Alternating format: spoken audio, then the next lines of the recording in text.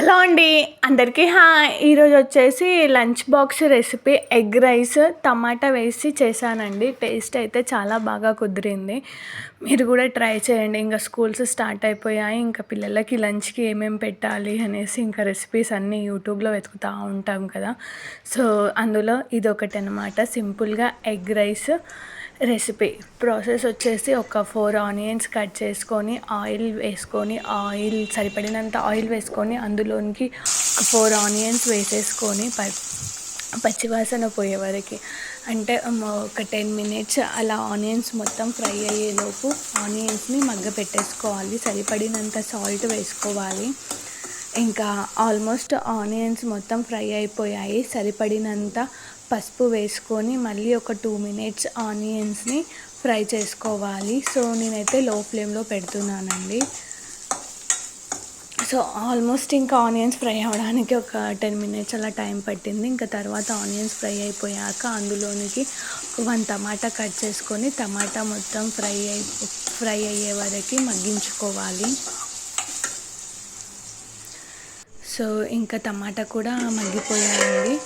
Open చేసి మొత్తాన్ని కలుపుకోవాలి. కలుపుకున్నాక ఇంకా సరిపడినంత అల్లం వెల్లుల్లి పేస్ట్ వేసుకొని అల్లం వెల్లుల్లికి పచ్చి వాసన పోయే వరకు అల్లం వెల్లుల్లి పేస్ట్ని ఫ్రై చేసుకోవాలి.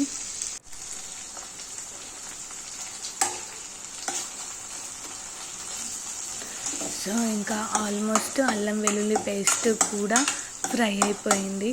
తర్వాత ఇంకా సరిపడినంత కారం, సరిపడినంత ధనియా పౌడర్ వేసేసుకొని మొత్తాన్ని ఒక 2 మినిట్స్ ఇలా మగ్గించుకోవాలి.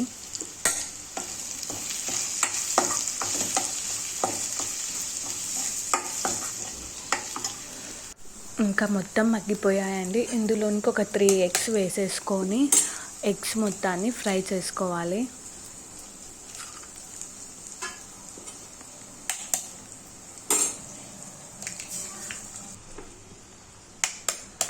సో 3 ఎగ్స్ వేసేసానండి. ఒక 10 మినిట్స్ వరకు లో ఫ్లేమ్లో పెట్టేసుకొని కలుపుకుంటూనే ఉండాలి, లేకపోతే అడుగంటుతుంది, అంటే ఇంకా మాడుతుంది. ఇంకా ఆల్మోస్ట్ మొత్తం ఒక 5 మినిట్స్ వరకు ఎగ్ని మొత్తం కలుపుతూ ఉండాలి.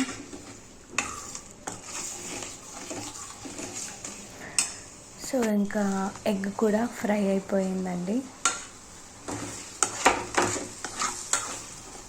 లో ఫ్లేమ్లో పెట్టుకొని కలుపుకోవాలి. ఇంకా ఎగ్ మొత్తం ఫ్రై అయిపోయింది. ఇంకా ఇందులోనికి ఉప్పు, కారం, మసాలాలు సెట్ చేసుకోవాలి. ఇంకా రైస్ని వేసేసుకొని మొత్తాన్ని మిక్స్ చేసుకోవాలి. రైస్ మొత్తం వేసేసుకొని మొత్తాన్ని ఒక 10 మినిట్స్ అలా లో ఫ్లేమ్లోనే పెట్టుకొని రైస్ కూడా మొత్తం మగ్గే వరకు అలా పెట్టేసుకొని లాస్ట్గా కొత్తిమీర వేసి దించేసుకుంటే సింపుల్గా egg rice lunch box recipe egg rice అయితే రెడీ అయిపోతుంది. టేస్ట్ అయితే చాలా బాగా కుదిరింది. ట్రై చేయండి. ఇంకా కిందికి రైస్ మొత్తం అయిపోయాక లాస్ట్లోకి ఒక చిన్న లెమన్ పిండేసుకుంటే టేస్ట్ మాత్రం సూపర్ ఉంటుంది. ట్రై చేయండి ఫ్రెండ్స్.